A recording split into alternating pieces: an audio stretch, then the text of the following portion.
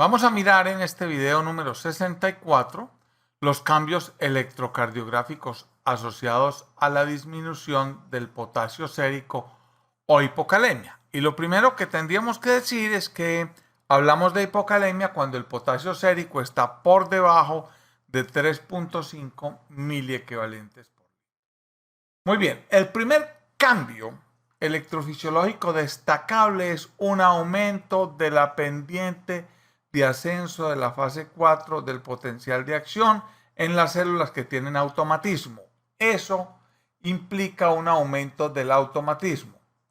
Este aumento del automatismo se debe a que la hipocalemia inactiva más rápido una corriente de salida de potasio que se llama la IK2. La IK2 es una corriente normal de salida de potasio que va sacando potasio de la célula y repolarizándola, y es una corriente lenta que se va apagando o disminuyendo en la medida en que avanza la repolarización, en la medida en que el potencial de reposo o mejor dicho, que el potencial de transmembrana va llegando al potencial de reposo normal, esta corriente IK2 va apagándose. Muy bien, resulta que la hipocalemia hace que esa corriente se inactive mucho más rápido, por lo tanto, la entrada de iones de sodio, que es lo que sucede espontáneamente durante la fase 4 y que tiende a despolarizar la cédula, no tiene contrapeso y se aumenta la pendiente de ascenso de la fase 4 del potencial de acción y por lo tanto el automatismo. Durante la hipocalemia la repolarización se hace más lenta, como podemos ver acá, se alarga la duración del potencial de acción, que además tiene forma como cóncava, como en este caso lo podemos ver acá en este sentido.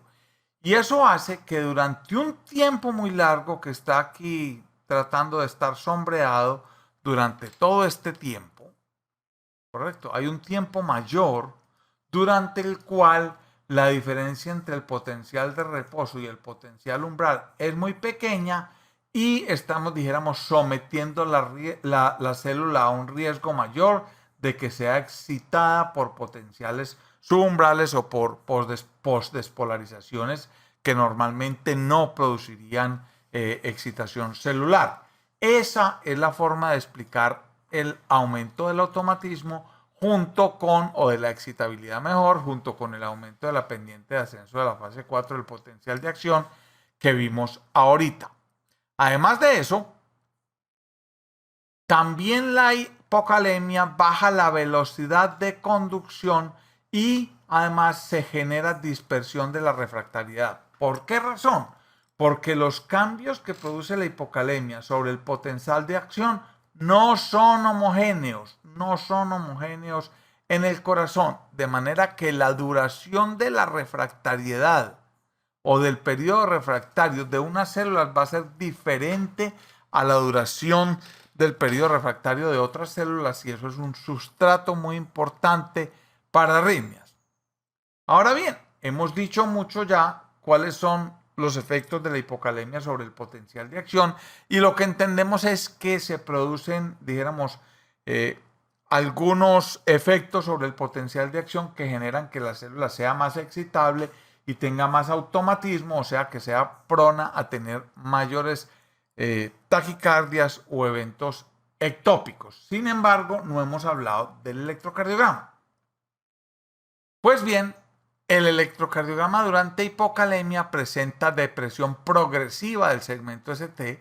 Progresiva quiere decir que mientras más bajito el potasio, pues más se deprime el segmento ST. La onda T empieza a perder amplitud y lo más importante, lo más característico es que aparece la onda U. Necesitamos llegar hasta el video 64 para saber qué significado tenían las tales ondas U en el electrocardiograma. Y aquí lo vemos muy bien. En el precordio se ve aquí en B3, por ejemplo, que hay depresión del segmento ST, inversión de la onda T y aparición de esta onda, que es la onda U, que nosotros la habíamos definido al principio de este curso como cualquier onda que aparece entre una onda T y una onda P.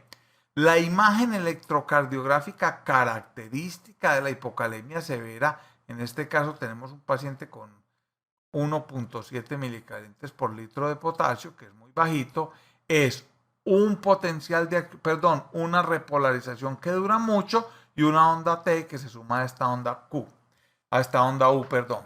De hecho, si uno intenta medir el intervalo QT y no se fija en las derivaciones donde la onda T esté separada de la onda U, es muy posible que se fusionen y uno, por tratar de medir el QT, mide el intervalo entre el comienzo del QRS y el fin de la onda U, y en realidad mide el QU queriendo medir el QT y lo mida lógicamente alargado. Y de hecho la repolarización celular está alargada y el error no es tan significativo.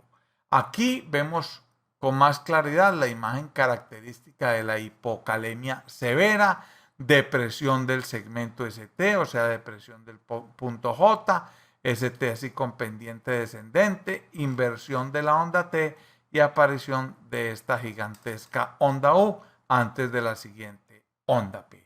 Esto es todo con respecto a la hipocalemia.